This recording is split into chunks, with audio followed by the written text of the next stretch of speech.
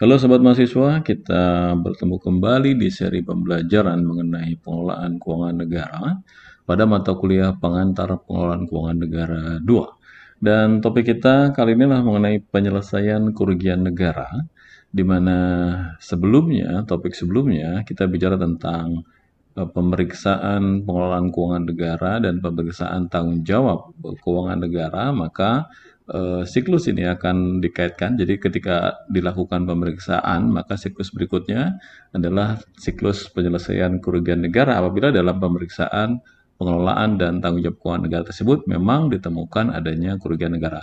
Dan materi ini berisi tentang hal bagaimana penyelesaian kerugian negara tersebut.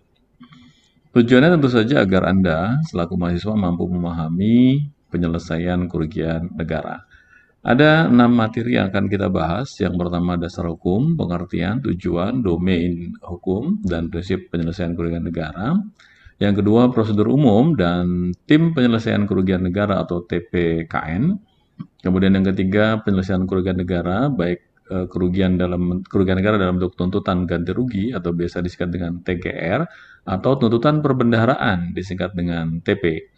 Yang keempat adalah sumber informasi kerugian negara, kelima sanksi yang terkait dengan kerugian negara, dan yang keenam adalah kadaluarsa kerugian negara.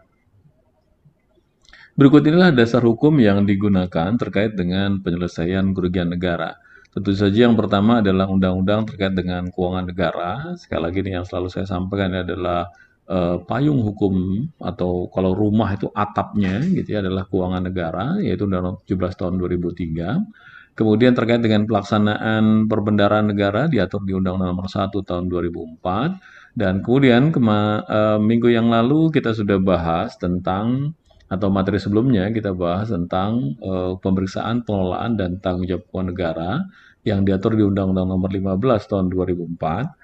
Kemudian Peraturan Pemerintah Nomor 36 tahun 2016 tentang tata cara tuntutan ganti kerugian negara atau kerugian daerah terhadap pegawai negeri bukan bendahara atau pejabat lain. Jadi selain bendahara dan pejabat lain diatur di PP 36 tahun 2016. Kemudian Peraturan Badan Pemeriksa Keuangan Nomor 3 tahun 2007 tentang tata cara penyelesaian ganti kerugian negara terhadap bendahara. Jadi khusus untuk bendahara diatur khusus di Peraturan Badan Pemeriksa Keuangan. Ini adalah pengertian kerugian negara atau kerugian daerah. Jadi kerugian negara atau kerugian daerah adalah kekurangan uang, kekurangan surat berharga, atau kekurangan barang yang nyata dan pasti jumlahnya sebagai akibat perbuatan melawan hukum, baik disengaja maupun karena kelalaian. Ini diatur di Undang-Undang Nomor 1 tahun 2004 tentang Perbendaharaan Negara pasal 1 angka 22 dan PP 36 tahun 2016. Sehingga unsur-unsur dari pengertian ini, maka unsur-unsur kerugian negara adalah kekurangan uang, kekurangan surat berharga, dan kekurangan barang, kemudian nyata dan pasti jumlahnya. Nyata ini artinya ada bukti-bukti yang terkait, kemudian jumlahnya bisa ditetapkan. Yang ketiga, akibat dari suatu perbuatan melawan hukum, dan yang keempat dilakukan karena sengaja atau karena kelalaian. Kata kekurangan berarti kekurangan jumlah pembayaran atau pemasukan terhadap kas negara atau kas daerah. Kehilangan sejumlah uang dan kelebihan pembayaran dari nilai yang seharusnya. Ini juga masuk dalam kategori kekurangan. Dan yang lainnya adalah kerugian negara atau kerugian daerah serupa yang terjadi pada saat surat berharga atau surat piutang atau bentuk-bentuk tagihan yang bernilai uang maupun terhadap BMN atau BMD. Artinya kalau Anda perhatikan di sini terkait dengan uang, terkait dengan surat berharga maupun terkait dengan barang yang terkait barang milik negara atau barang milik daerah. Kemudian kata nyata dan pasti jumlahnya berarti nilai kerugian tersebut harus konkret, ya, jadi jelas dengan menyebutkan jumlahnya yang pasti sehingga hasil akhir dari penghitungan tersebut juga dapat dipertanggungjawabkan. Nilai kerugian harus berdasarkan bukti-bukti yang konkret dan merupakan hasil perhitungan yang cermat. Jadi bukan subjektivitas ya, atau disebut dengan bukan hasil penaksiran begitu saja. Jadi harus ada bukti-buktinya. Dan kemudian tidak dapat dinegosiasikan atau dirundingkan untuk menurunkan atau menaikkan nilai kerugian hasil perhitungan. Kenapa? Karena memang untuk menentukan nyata dan pasti jumlahnya, selain didukung dengan bukti-bukti dan juga harus ada satu pola penghitungan sedemikian rupa yang dapat dipertanggungjawabkan. Berikut ini adalah objek kerugian negara.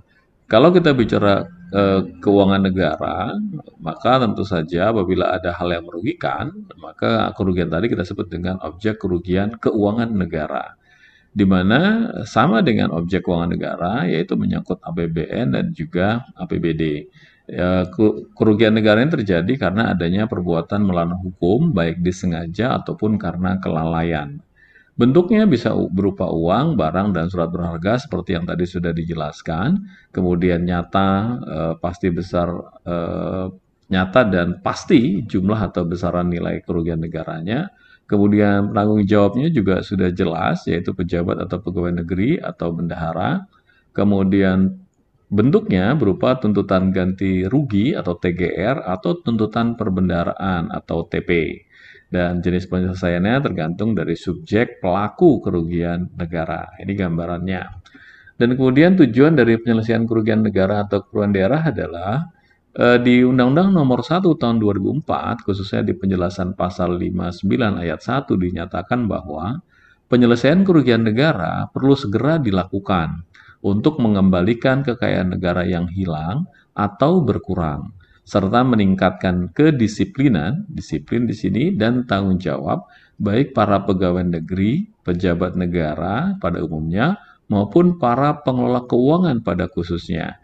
Jadi di sini ada kata-kata segera, artinya begitu ada bukti bahwa terjadi kerugian negara, maka kerugian negara tersebut harus segera dilakukan dalam bentuk upaya pengembalian kekayaan negara tersebut atau kekayaan negara yang hilang tersebut. Jadi konteks di pasal 59 ini sebenarnya adalah yang pertama mengembalikan kekayaan negara itu baik dalam bentuk uang, surat berharga ataupun barang, kemudian meningkatkan kedisiplinan, dan yang keempat meningkatkan tanggung jawab dari pihak-pihak penyelenggara negara. Adapun prinsip umum penyelesaian kerugian negara adalah pemulihan kekayaan negara dengan segera melakukan penggantian kerugian negara, di mana penyelesaian piutang negara atau piutang daerah yang timbul sebagai akibat hubungan keperdataan dapat dilakukan melalui perdamaian, tanda kutip ya. Perdamaian itu artinya arbitrary, bisa didiskusikan, tapi bukan negosiasi negatif, tetapi bisa dilakukan satu bentuk-bentuk yang sifatnya persuasif, yaitu diatur di pasal 36 Undang-Undang Nomor 1 Tahun 2004. Sedangkan prioritas pengembaliannya adalah berupa pengembalian atau pemulihan keuangan negara atau keuangan daerah. Jadi kalau terdapat satu tindakan yang mengakibatkan kerugian negara, maka kerugian tadi harus dikembalikan atau dipulihkan, sesuai dengan penjelasan pasal 37 di PP 38 tahun 2016. Nah, adapun menyangkut opini tentang TGR atau tuntutan ganti rugi, di mana TGR merupakan perbuatan hukum keuangan negara yang dilakukan oleh pejabat berwenang untuk mengembalikan kerugian keuangan negara di luar peradilan. Sedangkan TGR ini juga ditetapkan oleh menteri, pimpinan lembaga atau BPK, bukan merupakan sanksi atau hukuman, melainkan sebagai penggantian kerugian keuangan negara yang timbul akibat dari pengelolaan keuangan negara. Artinya bahwa TGR ini sebenarnya belum masuk ke ranah hukum ya, hukum di peradilan, tetapi hanya berupa sanksi yang dikenakan baik oleh menteri, pimpinan lembaga atau oleh BPK selaku unit pemeriksa eksternal pemerintah untuk dilakukan pengembalian kepada yang bersangkutan. Jadi yang bersangkutan diminta untuk kembalikan sejumlah uang, sejumlah barang, atau surat berharga tertentu. Ini adalah pendapat ya, opini dari Profesor Muhammad Ja'far Saidi dan Eka M. Ja'far. Kalau dibuat satu siklus kurang lebih seperti ini. Ini adalah kerugian negara atau kerugian daerah. Ada perbuatan yang dilakukan oleh bendahara, atau perbuatan yang dilakukan oleh pegawai negeri bukan bendahara atau pejabat lainnya. Untuk perbuatan bendahara ini bisa berupa bentuk tuntutan ganti kerugian yang ditetapkan oleh BPK, disebutnya adalah tuntutan perbendaharaan. Kenapa disebut dengan perbendaharaan? Karena memang yang melaksanakan kegiatannya adalah bendahara. Kalau Anda bertanya, mengapa kok bendahara bisa dikenakan tuntutan ganti kerugian? Contoh yang paling mudah adalah misalkan ketika bendahara melakukan kelalaian di mana uang yang tersimpan di dalam berangkas kemudian hilang karena dicuri atau karena hal lain, maka secara pribadi kehilangan uang tersebut akan dibebankan kepada si bendahara sebagai bentuk tuntutan ganti kerugian berupa tuntutan perbendaharaan. Sedangkan bagi mereka yang bukan bertugas atau menjabat sebagai bendahara, jadi pegawai negeri atau pejabat lainnya, apabila mereka melakukan kelalaian, baik disengaja maupun tidak sengaja mengakibatkan kerugian negara, maka mereka akan dikenakan tuntutan ganti kerugian dalam bentuk TGR yang ditetapkan oleh pimpinan instansi masing-masing, oleh menteri, lembaga, atau bahkan oleh BPK. Dan tujuannya adalah untuk memulihkan keuangan negara daerah, peningkatan disiplin dan tanggung jawab dalam pengelolaan keuangan, serta penegakan hukum. Adapun domain penyelesaian keuangan negara itu ada terkait dengan dua hukum, jadi ada hukum administrasi negara dan hukum pidana. Tergantung ya, jadi bisa saja berakhir di pidana kalau memang perbuatan yang berdampak terhadap kerugian negara tersebut memang ada unsur pidananya. Contoh yang paling mudah adalah korupsi. Sedangkan hukum administrasi negara ya dilihat dari sanksinya, bahwa hukumannya dalam bentuk sanksi administratif saja sesuai dengan namanya hukum administrasi negara. Ini yang tadi sudah disampaikan, jadi dasar hukumnya adalah Undang-Undang 17, Undang Nomor 1, Nomor 15, ini 3 paket Undang-Undang Keuangan Negara secara utuh begitu. Kemudian Peraturan BPK Nomor 3 Tahun 2007 terkait dengan bendahara. Bentuknya bisa TGR atau TP, tuntutan ganti rugi, tuntutan perbendaharaan. Untuk TGR oleh Menteri Pimpinan Lembaga, sedangkan tuntutan perbendaharaan biasanya ditetapkan oleh BPK RI. Nah, untuk hukum pidana bisa menyangkut Undang-Undang Nomor 31 tahun 99 yang telah diubah dengan Undang Nomor 20 tahun 2004 dan Undang Nomor 30 tahun 2002 tentang KPK dan juga terkait dengan KUH pidana. Ranahnya nanti akan masuk dalam tipikor tindak pidana korupsi dan kemudian keputusan dari pengembalian keuangan negara tadi akan dilakukan di pengadilan.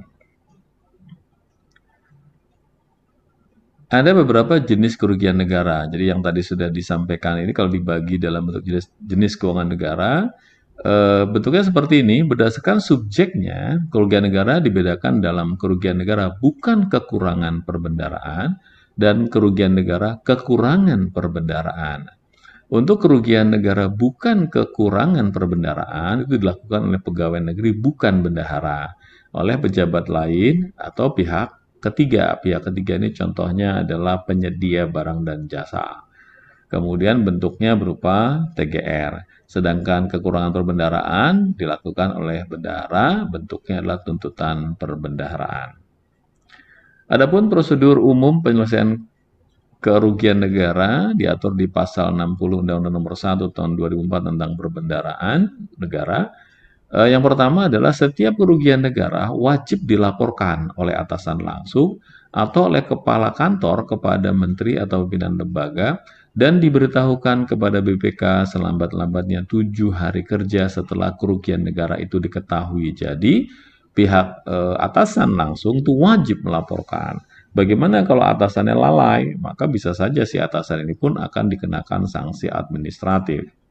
Kemudian kepada bendahara, pegawai negeri bukan bendahara atau pejabat lain tadi yang nyata-nyata melanggar hukum atau melalaikan kewajibannya, segera dimintakan surat pernyataan kesanggupan dan atau pengakuan bahwa kerugian tersebut menjadi tanggung jawabnya dan bersedia mengganti kerugian negara tersebut. Jadi ini ada prosesnya tentu saja ya, ada prosedurnya, misalkan dipanggil, kemudian diwawancarai dan kalau mereka memang mengakui bahwa mereka melakukan kerugian negara, mereka akan diminta membuat berita acara dan kemudian dalam bentuk bisa juga dalam bentuk surat pernyataan kesanggupan. Nah, surat pernyataan ini disebut dengan SKTJM, surat keterangan tanggung jawab mutlak atau ini SKTM. Kemudian setelahnya, jika surat keterangan tanggung jawab mutlak tidak mungkin diperoleh atau tidak dapat menjamin pengembalian kerugian negara, maka Menteri Pimpinan Lembaga segera mengeluarkan surat keputusan, jadi SK, pembebanan penggantian kerugian sementara atau biasa disingkat dengan SKP 2KS kepada yang bersangkutan. Jadi langsung ditetapkan oleh pimpinan lembaga, menteri atau pimpinan lembaga. Surat keputusan pembebanan penggantian kerugian sementara ini mempunyai kekuatan hukum untuk melakukan penyitaan atau dilaksanakan penyitaan atau sita jaminan conservator beslag di bahasa Belanda ya. Penjelasan hal ini diatur di dalam penjelasan pasal 6061 di Undang Nomor 1 Tahun 2004 dan SKP 2K mempunyai hak mendahului, artinya dia harus dilakukan lebih dulu daripada hak-hak lainnya. Di PP 36 tahun 2016 terkait dengan TPKN melakukan pemeriksaan kerugian keuangan negara dengan wewenang dan tugas sebagai berikut. Yang pertama adalah menyusun kronologis terjadinya kerugian negara atau daerah. Yang kedua, mengumpulkan bukti-bukti pendukung terjadinya kerugian negara atau kerugian daerah. Kemudian yang ketiga, menghitung jumlah kerugian negara atau kerugian daerah. Yang keempat, melakukan inventarisasi harta kekayaan milik pegawai negeri tersebut yang bukan bendahara atau pejabat lain yang dapat dijadikan sebagai jaminan penyelesaian kerugian negara atau daerah.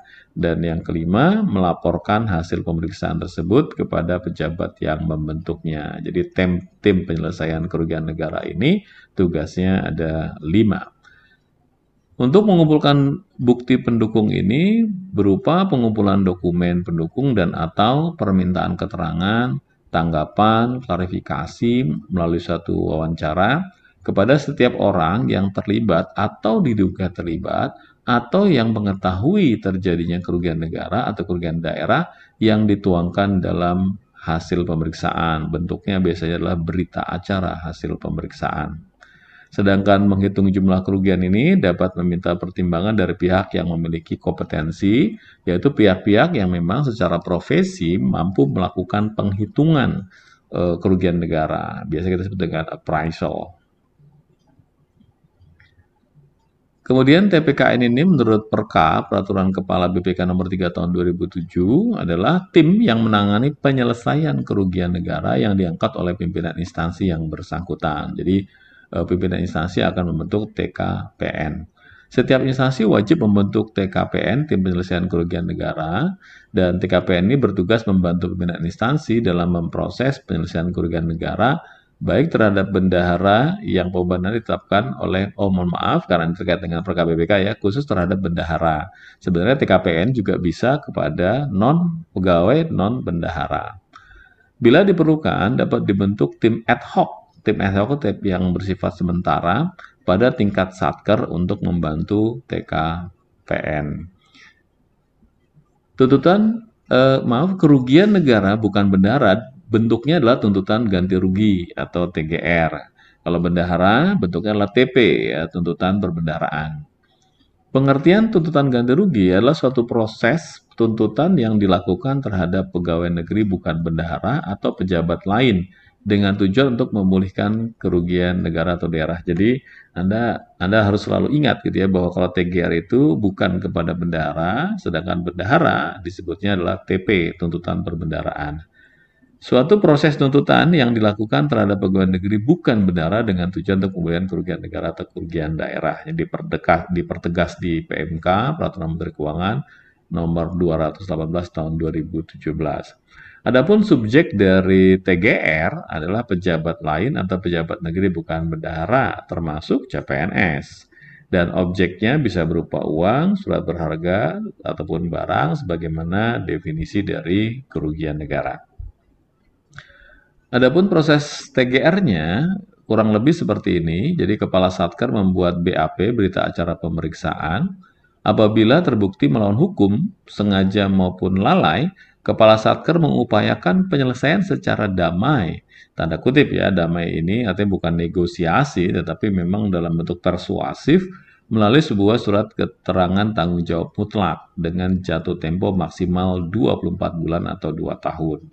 Dan kemudian yang kedua, membuat laporan ke Kepala KL disertai dokumen pendukungnya dengan tembusan kepada BPK. Kemudian yang ketiga, menata usahakan. Otomatis karena ada tagihan, itu akan muncul sebagai piutang yang dicatat di laporan keuangan instansi yang bersangkutan yang nantinya dinaikkan sampai ke laporan keuangan pemerintah dan menyajikannya dalam laporan keuangan. Yang keempat, BPK akan mengawasi penyelesaian TGR ini. Saya berikan contohnya, misalkan Anda gitu ya, Anda sebagai mahasiswa kedinasan, ketika Anda setelah lulus dari kampus, kemudian Anda akan dikenakan ikatan dinas dalam waktu tertentu. Nah, kalau Anda sebelum masa ikatan dinas berakhir dan kemudian Anda ingin keluar dari PNS atau ASN, Anda ingin berkarir di luar sana, maka Anda harus mengembalikan biaya ikatan dinas, bukan?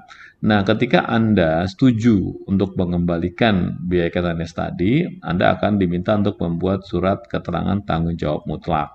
Dan dari sana Anda diwajibkan untuk membayar sedemikian rupa. Ini yang dimaksud dengan proses secara damai tadi. Jadi Anda akan dipanggil, diwawancarai dengan baik-baik, dan kemudian sampai Anda memang menyatakan bahwa saya akan keluar dari PNS dan saya bersedia untuk membayarkan sejumlah uang sesuai dengan ketentuan yang berlaku. Tahapan tuntutan ganti rugi di PP 38 tahun 2016 kurang lebih seperti ini. Jadi ada satu informasi tersebut diverifikasi oleh atasan langsung atau oleh kepala satker dan kemudian diserahkan ke PPKN atau PPKD.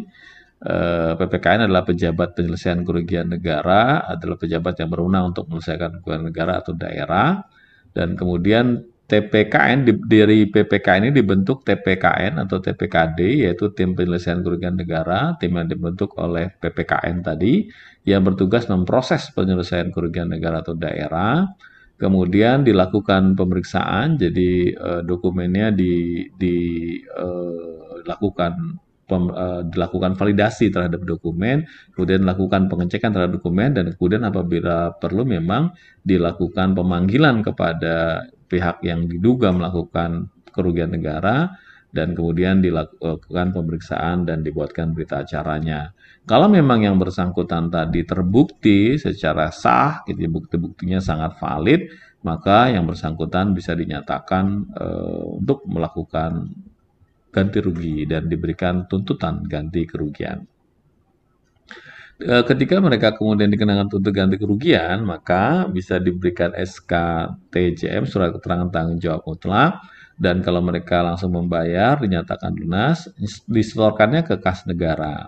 Kalau yang bersangkutan misalkan tidak membayar, maka dianggap sebagai satuan prestasi, jadi tidak melakukan tanggung jawabnya, maka nanti akan dilakukan sidang oleh majelis, ya disebut dengan Majelis Penyelesaian Kerugian Negara, yaitu para pejabat atau pegawai yang ditunjuk dan ditetapkan oleh Presiden, Menteri, pimpinan lembaga, kalau di daerah oleh Gubernur, Bupati, atau Wali Kota, untuk menyampaikan pertimbangan dan pendapat mengenai penyelesaian kerugian keuangan negara atau daerah, dan nanti akan ditetapkan dikeluarkan surat berupa SK P2K.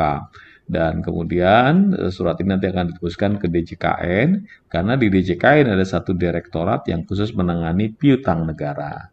Dan kalau misalkan tidak diperoleh SKTJM, surat keterangan tanggung jawab mutlak, maka langsung diterbitkan SKP 2KS, dan kemudian juga akan diproses oleh majelis, diterbitkan SKP 2K, sama persis di sini. Kemudian kalau mereka mau membayar akan diakui sebagai lunas. Kalau seandainya mereka tidak membayar juga, nanti akan diserahkan ke DJKN pengurusan piutangnya. Ini adalah tambahan keterangannya ya. Untuk SKTJM itu sama dengan SKTM, karena ada yang nyebutnya dengan SKTJM, ada yang nyebutnya dengan SKTM. Nah, PPKN atau PPKN daerah di sini ada presiden. Nah, presiden yang akan turun tangan, tanda kutip ya, apabila pihak yang merugikan adalah Menteri Keuangan selaku Bendarum Negara atau pimpinan lembaga negara, gubernur, bupati, atau wali kota. Jadi kalau pihak yang melakukan kerugian negara adalah di level ini, maka yang akan menetapkan PPK ini adalah presiden. Sedangkan kalau pihak yang melakukan kerugian adalah menteri atau pimpinan lembaga, maka yang menetapkan adalah Menteri Keuangan selaku bendahara umum negara. Dan kalau pihak yang melakukan kerugian adalah pegawai negeri bukan bendahara atau pejabat lain di lingkungan kementerian negara lembaga, yang akan membentuk PPKN atau daerah adalah menteri pimpinan lembaga yang dilaksanakan oleh masing-masing kepala satker atau SKPD kalau di daerah. Sedangkan untuk pegawai negeri bukan benar atau pejabat lain dengan benda yang baru saya sampaikan dilakukan oleh gubernur, bupati, wali kota. Bagaimana dengan penagihan dan penyetoran TGR-nya? Dasar penagihannya adalah SKTJM, bisa SKP 2KS, bisa juga SKP 2K. Yang setelah diterbitkan, maka akan dibuatkan surat penagihan atau SPN. Nah, dari surat penagihan ini, maka yang bersangkutan itu bisa menyetorkannya ke kas negara atau kas daerah. Setelah mereka melakukan penyetoran, maka mereka akan mendapatkan surat keterangan tanda lunas atau SKTL. Dan kemudian PPKN atau PPKD mengusulkan dilakukannya penghapusan piutang. Saya berikan contoh kembali apa yang tadi saya sampaikan. Misalkan, supaya mudah begitu ya, Anda setelah lulus dari kampus PKN STAN ini, kemudian Anda tidak ingin melaksanakan ikatan dinas karena Anda ingin beraktivitas di luar pemerintahan, maka Anda kalau memang berniat untuk keluar, Anda akan diterbitkan SKTJM. Apabila Anda bersedia, nanti akan diterbitkan surat penagihan dan jumlah uang yang telah ditetapkan Anda setorkan ke kas negara. Setelah itu Anda akan mendapatkan surat keterangan tanda lunas dan kemudian dilakukan penghapusan. Dari sana Anda bisa mendapatkan ijazah Anda. Karena kalau selama Anda melakukan proses ikatan dinas, jadi melalui atau melaksanakan ikatan dinas, masa ikatan dinas, ijazah Anda akan ditahan dulu ya oleh unit Anda masing-masing. Jadi kalau Anda ingin keluar dan kemudian membayarkan kerugian negara tadi, Anda akan mendapatkan hak Anda berupa ijazah dari PKN STAN. PPKN atau PPKD menerbitkan SPN atau surat penagihan tadi paling lambat 7 hari kerja sejak SKTJM atau SKP 2KS, SKP 2K ditetapkan. Dan SPN ini diterbitkan maksimal 3 kali. Ini seperti yang pernah dibahas sebelumnya ya terkait dengan kerugian negara atau maaf waktu itu kita bicara di topik tentang piutang negara di mana SPN ini memang diterbitkan 3 kali baru kemudian dilakukan penagihan aktif. Hal ini diatur di PP 38 tahun 2016. Adapun kerugian negara oleh bendahara, bentuknya adalah tuntutan perbendaharaan. Jadi kalau tadi kita bahas tentang TGR, yaitu tuntutan ganti rugi yang dikenakan kepada mereka selain bendahara, maka untuk tuntutan ganti rugi yang dikenakan kepada bendahara disebut dengan tuntutan perbendaharaan.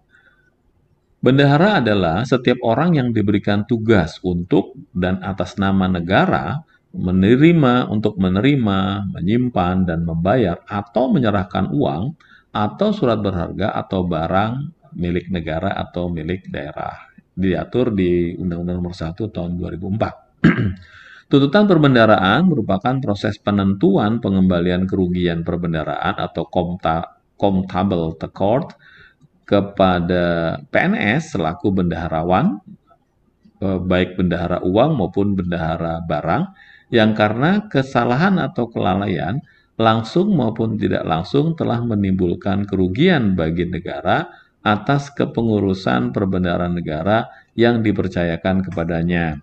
Pada saat itu memang ada istilah bendahara uang dan bendahara barang. Bendahara uang adalah yang mengurusi uang, sedangkan bendahara barang adalah yang mengurusi barang, misalkan di bagian gudang.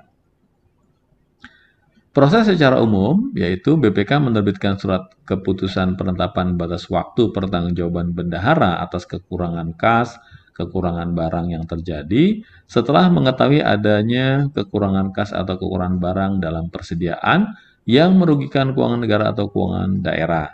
Surat keputusan dimaksud diterbitkan apabila belum ada penyelesaian yang dilakukan sesuai dengan tata cara penyelesaian ganti rugi yang ditetapkan oleh BPK.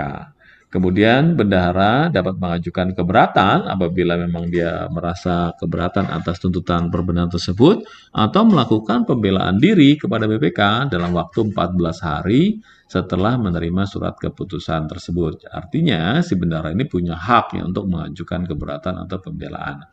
Nah, apabila bendahara tidak mengajukan keberatan atau pembelaan atau pembelaan dirinya itu ditolak, maka BPK menetapkan surat keputusan pembebanan penggantian kerugian negara atau daerah kepada bendahara yang bersangkutan. Pembelaan diri ditolak oleh BPK apabila bendahara tidak dapat menunjukkan bukti-bukti atau di sini sebutnya membuktikan bahwa dirinya bebas dari kesalahan, kelalaian atau kealpaan.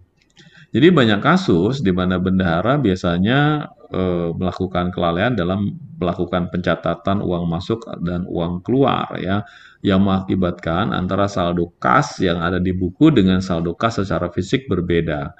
Atau juga mereka melakukan kelalaian mengakibatkan terjadinya kekurangan uang, misalkan tadi yang saya contohkan di dalam berangkas uangnya hilang, apakah karena berangkasnya dibuka oleh orang lain atau tidak. Namun karena tanggung jawab pengelolaan uang itu sepenuhnya ada di tangan bendahara, maka apabila ada kerugian-kerugian atau kekurangan-kekurangan uang yang dikelola oleh bendahara, maka itu menjadi tanggung jawab si bendahara itu sendiri.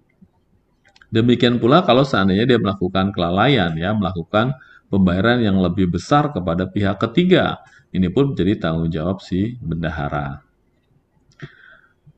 Adapun mekanisme penyelesaian tuntutan perbendaharaan kurang lebih seperti ini. Jadi ada laporan kerugian negara dulu yang ditujukan kepada Menteri Keuangan, dalam hal ini adalah ditujukan kepada Setjen Kementerian Keuangan. Kemudian dilakukan berjenjang ya di setiap organisasi sesuai dengan strukturnya, dan kemudian juga dilaporkan oleh BPK. Dilakukan verifikasi oleh TPPKN, kemudian diterbitkan SK TJM, jadi sama dengan tuntutan ganti rugi. Kemudian ada proses tuntutan perbendaharaan dan kemudian ada proses penagihan bila perlu dilakukan penagihan secara paksa. Untuk laporan keuangannya dilengkapi dengan bukti atau dokumen atau pemeriksaan dan dicek pembukuan bendahara karena setiap bendahara itu wajib melakukan pembukuan.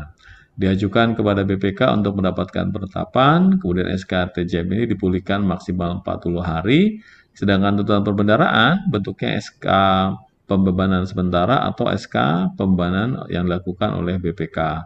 Realisasinya biasanya 7 hari. Sedangkan proses penagihan paksa ini nanti dilakukan oleh Panitia Urusan Piutang Negara atau PUPN yang ada di DJKN, Direktorat Jenderal Kekayaan Negara. Tahapan penyelesaian tuntutan pembendaharaannya setelah tadi melalui laporan kerugian negara baik kepada Menteri melalui Setjen, kemudian secara berjenjang dalam struktur organisasi masing-masing maupun BPK, dilengkapi dengan dokumen sebagai berikut, yaitu SK pengangkatan bendahara, berita acara pemeriksaan kas atau pemeriksaan barang, register penutupan buku kas atau buku barang, kemudian surat keterangan tentang sisa uang yang belum dipertanggungjawabkan dari PA, pengguna anggaran maupun KPA, kuasa pengguna anggaran, surat keterangan bank tentang saldo kas di bank, fotokopi atau rekaman buku kas umum BKU singkatannya pada bulan yang bersangkutan yang memuat adanya kekurangan kas, surat tanda lapor dari kepolisian kalau memang ada pelaporan ke pihak kepolisian, kemudian berita acara pemeriksaan di TKP dari pihak kepolisian. Ini biasanya terjadi yang tadi saya sampaikan kalau seandainya berangkas tersebut dibobol gitu ya oleh orang lain atau kita tidak tahu oleh siapa, biasanya dilaporkan ke polisi dan polisi akan membuat berita acara pemeriksaan TKP. Kemudian surat keterangan ahli waris dari kelurahan atau pengadilan kalau memang si bendahara bersangkutan tidak sanggup untuk membayarkan, maka tuntutan perbendaharaan ini bisa beralih ke pihak ahli warisnya. Kemudian dokumen pendukung lain yang memang menunjang proses kerugian negara yang diakibatkan oleh tuntutan perbendaharaan ini. Verifikasi yang dilakukan oleh TPKN ini dilaporkan ke BPK dan selama proses penelitian bendahara dibebaskan dari penugasannya sebagai bendahara. Jadi dia di stop dulu sebagai bendahara, kemudian oleh pejabat yang terkait akan diganti tugas bendahara ini oleh orang yang lain.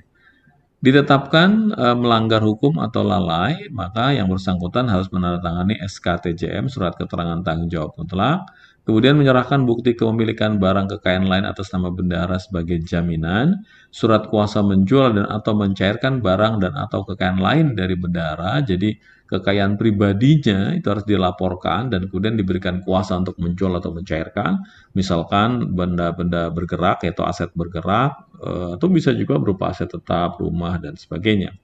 Surat keterangan tanggung jawab mutlak yang telah ditandatangani oleh bendahara ini tidak dapat ditarik kembali. Artinya begitu sudah ditandatangani maka sah secara hukum dan bendahara tidak bisa kemudian melakukan pembatalan atas SK TJM ini. Kalau ditetapkan tidak bersalah, maka kasus kerugian negara akan dihapuskan dan dikeluarkan dari daftar kerugian negara. Kemudian Satker pusat atau verifikasi daerah terkait dengan keamanan dokumen barang jaminan dan fungsi dari kepala kantor sebagai kuasa pengguna anggaran, kurang lebih mereka-mereka ini kurang lebih terkait dengan penandatanganan SKTJM ini, kepala kantor atau Satker untuk dan atas nama TPKN menyimpan dokumen asli dan bertanggung jawab atas dokumen yang disimpannya, yaitu dokumen SKTJM maupun penyerahan jaminan, ya, surat kuasa atas jaminannya. Surat kuasa menjual dan atau mencairkan barang dan atau harta kekayaan yang dijaminkan berlaku setelah BPK mengeluarkan surat keputusan pembebanan kerugian negara. Terkait dengan SKTJM ini, ditandatangani atau diperoleh penggantian secara tunai selambat-lambatnya 40 hari sejak ditandatangani oleh si bendahara. Dan akan dinyatakan lunas kalau dia sudah si bendahara ini sudah menyerahkan atau menyetorkan uang ke kas negara, di mana BPK akan mengeluarkan surat rekomendasi kepada Menteri agar kasusnya dikeluarkan dari daftar kerugian negara. Dan kalau tidak ditandatangani atau diperoleh, maka Menteri, jadi kalau misalkan sudah di SKTJM ini sudah, bendaharanya sudah ditetapkan melakukan kelalaian dan dia harus melakukan tuntutan perbendaharaan, apabila yang bersangkutan menolak untuk membuat surat keterangan tanggung jawab mutlak, maka Menteri mengeluarkan SK pembebanan sementara. Dan SK ini mempunyai kekuatan hukum untuk melakukan sita atas jaminan yang harta pribadi yang dimiliki oleh si bendahara. BPK menerbitkan SK penetapan batas waktu atau SK PBW. Dan untuk pembebanan kerugian negaranya, jangka waktu mengajukan keberatan terlampaui 14 hari kerja setelah tanggal penerimaan SK PBW. Kemudian bisa juga apabila keberatan tersebut ditolak dan melampaui 40 hari setelah SKTJM ditandatangani kerugian negara belum diganti sepenuhnya, atau bendahara menyetorkan secara tunai ke kas negara selambat-lambatnya 7 hari setelah menerima SK pembebanan. Jadi SK pembebanan ini ditetapkan oleh Menteri. Lebih dari 7 hari diajukan untuk dilimpahkan penagihannya kepada PN. Jadi kalau lebih dari 7 hari ini, kalau setelah dibuatkan SK pembebanan dan 7 hari tidak disetorkan, maka nanti akan diserahkan ke PU PN terkait dengan tuntutan perbendaharaan tersebut. Menteri Keuangan mengeluarkan SK pembebanan sementara 7 hari sejak bendahara tidak bersedia menandatangani SK TJM, namun panitia meyakini bahwa bendahara ini melakukan kelalaian sehingga dia layak dikenakan tuntutan perbendaharaan. SK pembebanan sementara mempunyai kekuatan hukum untuk melakukan sita jaminan, dan SK ini diajukan oleh Menteri Keuangan kepada instansi yang berwenang melakukan penyitaan paling lambat 7 hari setelah diterbitkannya surat keputusan pembebanan sementara tersebut. Dalam hal pengajuan sita jaminan, Menteri Keuangan melimpahkan kewenangan kepada Kepala Kantor Satuan Kerja di mana kasus kerugian negara terjadi. Contoh, kalau misalkan kasus kerugian yang ada di PK Instan, maka yang melakukan adalah Direktur PK Instan selaku Kepala Satker. Pelaksanaan sita jaminan dilakukan sesuai dengan ketentuan peraturan perundang-undangan yang berlaku, dan sebelum diajukan permohonan sita jaminan kepada instansi yang berwenang, Kepala Kantor atau Satuan Kerja dapat mengajukan permohonan kepada instansi yang berwenang untuk melakukan pemblokiran terhadap barang jaminan. Jadi contoh, kalau yang bersangkutan sebenarnya ini misalkan ya yang dijamin adalah rumahnya, maka rumah tadi atau barang jaminan tadi akan dilakukan pemblokiran, di mana si bendahara tidak bisa menjual rumah itu kepada pihak lain. Bendahara dapat mengajukan keberatan, jadi mereka tetap punya hak ya untuk mengajukan keberatan atas SK penetapan batas waktu atau PBW kepada BPK paling lama 14 hari kerja setelah mereka bendahara tadi menerima SK PBW yang tertera pada tanda terima. Nah, BPK bisa menerima ataupun bisa menolak keberatan bendahara dalam kurun waktu 6 bulan sejak surat keberatan dari bendahara tersebut diterima oleh BPK. Ini diatur di dalam pasal 24 Peraturan BPK nomor 3 tahun 2007. Di mana bendahara atau pengampu atau yang memperoleh hak atau ahli waris dapat mengajukan keberatan atas SK PBW tersebut kepada BPK dalam waktu 14 hari kerja, 14 hari kerja setelah tanggal penerimaan SK PBW yang tertera pada tanda terima dengan tembusan kepada Menteri Keuangan dan pimpinan unit eselon 1 yang bersangkutan. Apabila dalam kurun waktu 6 bulan telah terlampaui, BPK belum memberikan jawaban atas keberatan bendahara, maka Menteri Keuangan akan memerintahkan TPKN untuk menanyakan lebih lanjut atas kasus ini, kasus kerugian negara tersebut ya. Dan kemudian memintakan lebih lanjut penyelesaian kasus kerugian negara dimaksud kepada BPK telah melampaui waktu dan memberikan jawaban atas keberatan bendahara. Kemudian SK pembebanan mempunyai kekuatan hukum pelaksanaan sita eksekusi dan memiliki hak mendahului. Artinya hak mendahului itu hak didahulukan dibandingkan hak-hak lain. Jadi kalau misalkan rumah tadi sudah disita oleh negara, rumah pribadi yang dimiliki bendahara dan ternyata rumah itu juga dijaminkan ke bank, misalkan seperti itu, maka pemerintah memiliki hak mendahului. Jadi bank meskipun juga sudah terikat dengan jaminan atas pinjamannya, misalkan pinjaman kredit yang dilakukan oleh bendahara, tetap saja pemerintah memiliki hak mendahului dibandingkan pihak-pihak lain. Apabila dalam jangka waktu 7 hari telah terlampaui dan bendahara tidak mengganti kerugian negara secara tunai, maka Menteri Keuangan menyerahkan pengurusan piutang kepada PUPN untuk dilakukan pengurusan sesuai ketentuan di bidang perusahaan piutang negara. Selama proses pelelangan dilaksanakan, dilakukan pemotongan penghasilan yang diterima oleh bendahara sebesar 50% setiap bulannya sampai lunas. Inilah tidak enaknya menjadi bendahara ya, karena memang kerugian yang terjadi menjadi tanggung jawab pribadi secara mutlak. Apabila bendahara tidak memiliki harta kekayaan untuk dijual atau hasil penjualan tidak mencukupi untuk mengganti kerugian negara tersebut, maka Menteri Keuangan mengupayakan pengembalian kerugian negara melalui pemotongan. Paling rendah adalah 50% dari penghasilan tiap bulan sampai lunas. Apabila bendahara memasuki masa pensiun, maka dalam SKPP dicantumkan, SKPP ini adalah SK pensiun, dicantumkan bahwa yang bersangkutan masih mempunyai utang kepada negara dan Taspen sebagai pihak yang nantinya akan membayar pensiun yang bersangkutan yang menjadi hak bendahara dapat diperhitungkan untuk mengganti kerugian negara. Jadi kalau Anda pensiun, biasanya Anda juga akan dikembalikan ya. Anda akan mendapatkan pengembalian tabungan pensiun Anda. Nah, tabungan pensiun si bendahara ini juga bisa diambil ya, diserahkan kepada negara sebagai bentuk penggantian kerugian negara.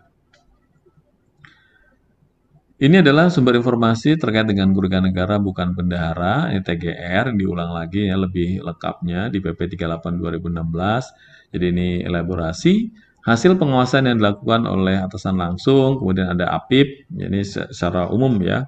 Jadi karena Anda sudah mempelajari seluruhnya, materi seluruhnya yang sudah diberikan sebelumnya, jadi biasanya kerugian negara ini terjadi karena adanya ini hasil pengawasan yang dilakukan oleh atasan langsung, bisa juga yang dilakukan oleh APIP, aparat pengawasan internal pemerintah, yaitu Inspektorat Jenderal, Inspektorat yang ada di provinsi, kabupaten, kota, atau juga oleh BPKP sebagai internal pemerintahan. Kemudian juga bisa dilakukan oleh aparat eksternal pemeriksa, yaitu yang dilakukan oleh BPK, Badan Pemeriksa Keuangan RI. Kemudian bisa dalam bentuk laporan tertulis yang bersangkutan, bisa juga informasi tertulis dari masyarakat secara bertanggung jawab, jadi masyarakat bisa melakukan pengawasan dan kemudian melaporkan kepada instansi terkait. Di Kementerian Keuangan ada sistem WISE atau whistleblowing system gitu ya, itu bisa dilakukan untuk melaporkan hal-hal yang memang perlu diinformasikan. Bisa juga melalui perhitungan ex officio. Ex officio adalah perhitungan yang dilakukan oleh pejabat yang ditetapkan atas uang, surat berharga atau barang milik negara atau milik daerah yang menjadi tanggung jawab pegawai negeri bukan bendahara atau pejabat lain yang berada dalam pengampuan atau ketika yang bersangkutan melarikan diri atau yang bersangkutan meninggal dunia. Jadi penghitungannya disebut dengan ex officio. Dan bisa juga informasi kerugian negara ini timbul karena ada pelapor yang melaporkannya secara tertulis. Seperti yang sudah dijelaskan di bagian sebelumnya, jadi kerugian negara ini bisa sumber informasi bisa karena pemeriksaan BPK, pengawasan dilakukan oleh BPKP, pengawasan dilakukan oleh Itjen, di sini Kemenq atau kementerian lain ya. Kemudian pemantauan pengendalian intern oleh unit kepatuhan internal. Di Kementerian Keuangan, setiap eselon 1 memiliki UKI. UKI adalah unit kepatuhan internal. Bisa juga lakukan pengawasan dan atau pemberitahuan oleh atasan langsung bendahara atau oleh kepala kantor atau kepala satker. Bisa juga dilakukan secara ex officio tadi ya karena bendaharanya meninggal dunia atau karena melarikan diri. Penghitungan ex officio adalah penghitungan dibuat oleh orang lain, bukan bendahara bersangkutan, yaitu pejabat yang ditunjuk oleh Menq. Dalam hal ini adalah kepala kantor atau satker yang bersangkutan. Kemudian sanksi lain atas pelaku kerugian negara. Di sini pihak yang merugikan, ini pelakunya, bisa dikenakan sanksi administratif dan atau sanksi pidana.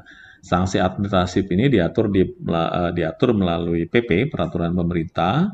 Kalau dulu PP 30, sekarang PP 53. Dan kemudian bisa juga ditetapkan melalui putusan pidana yang ditetapkan oleh pengadilan, di mana putusan pidana ini tidak membebaskan dari tuntutan kerugian. Artinya, ketika dia dipidana, divonis penjara misalkan, maka vonis penjara tadi tidak membebaskan yang bersangkutan dari tuntutan ganti rugi.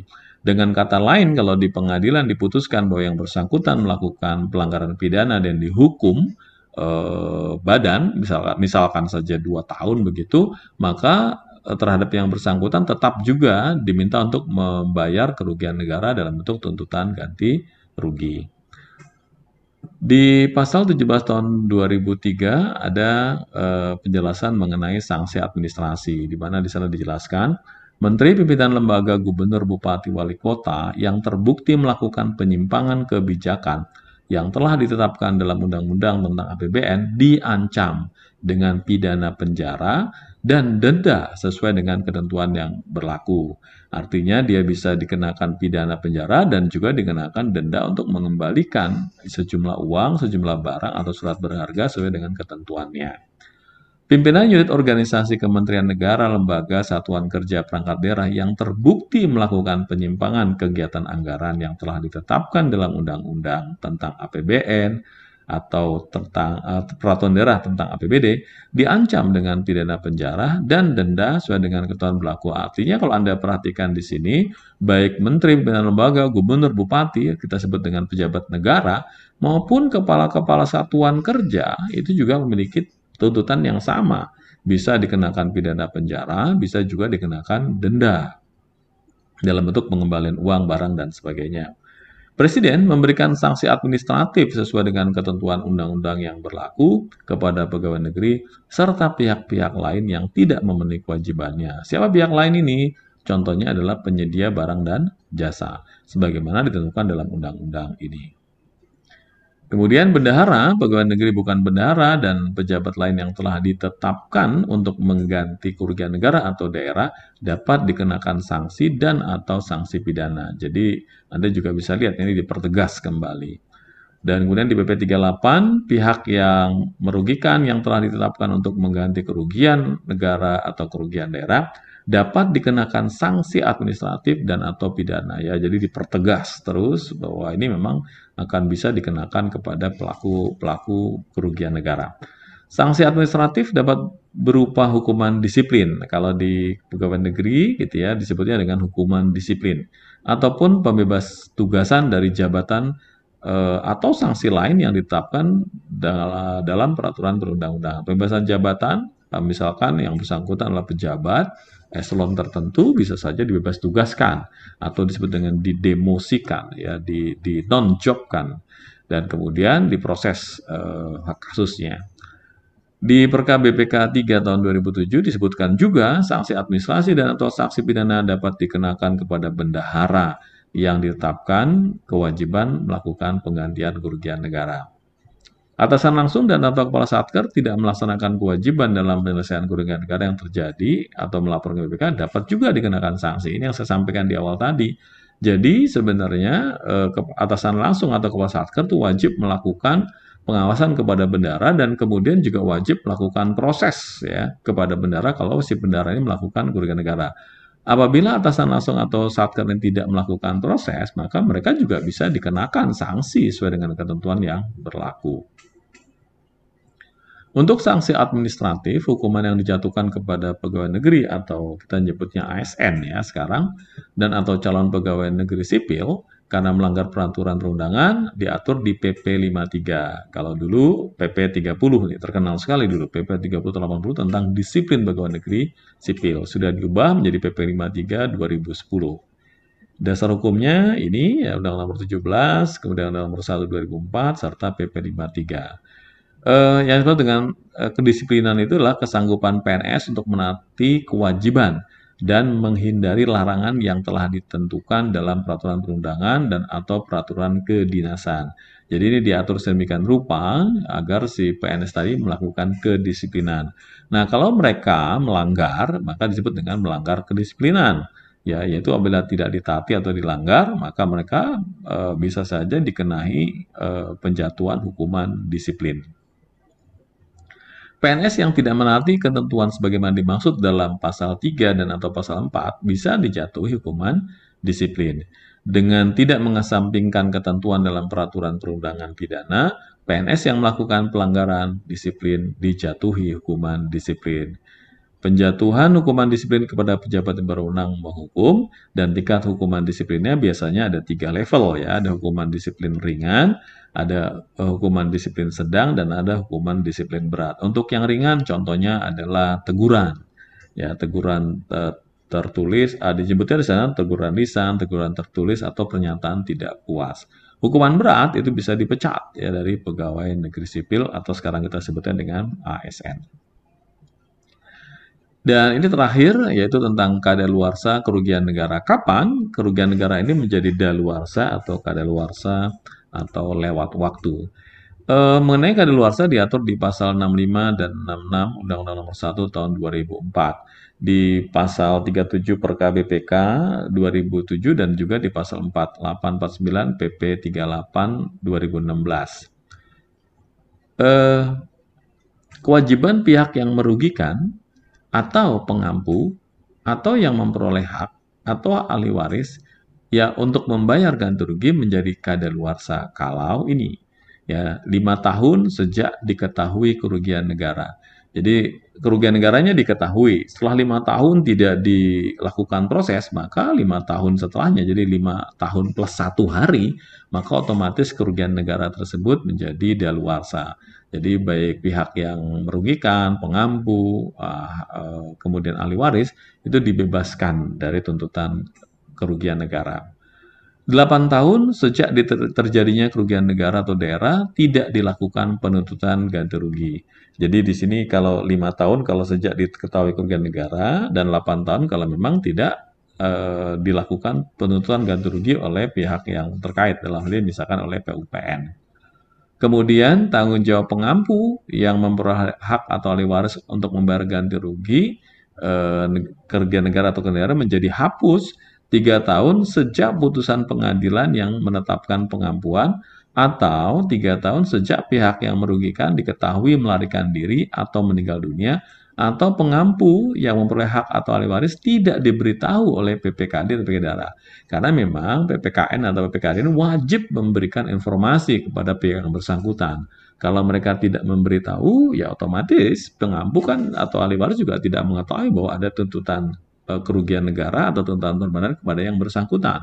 Nah, 3 tahun kalau tidak disampaikan, maka dia juga menjadi kadaluarsa.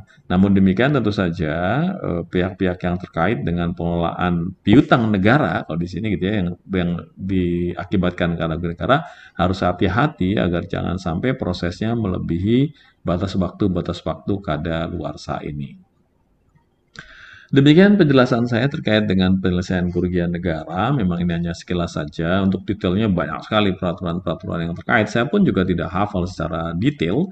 Namun secara umum paling tidak kita menjadi tahu bahwa apabila Anda melakukan satu tindakan yang berdampak terhadap kerugian negara, maka Anda akan bisa dikenakan tuntutan ganti rugi atau tuntutan perbendaharaan. Kalau Anda bukan bendahara, Anda bisa dikenakan tuntutan ganti rugi. Namun kalau Anda sebagai bendahara, Anda bisa dikenakan tuntutan perbendaharaan. Dan tadi Anda juga sudah mengetahui bahwa tuntutan ganti rugi maupun tuntutan perbendaharaan ini bisa diturunkan. Jadi bisa ke pengampu atau bisa ke ahli waris Anda. Nah, oleh karenanya hati-hati dalam bekerja. Mudah-mudahan selama Anda bekerja nantinya, Anda tidak akan pernah terkait dengan tuntutan ganti rugi maupun tuntutan perbendaharaan sebagai dampak dari pembuktian bahwa Anda melakukan tindakan yang merugikan negara atau merugikan keuangan daerah. Demikian penjelasan dari saya, mudah-mudahan membantu. Kita sampai bertemu kembali di pembelajaran yang lain. Terima kasih.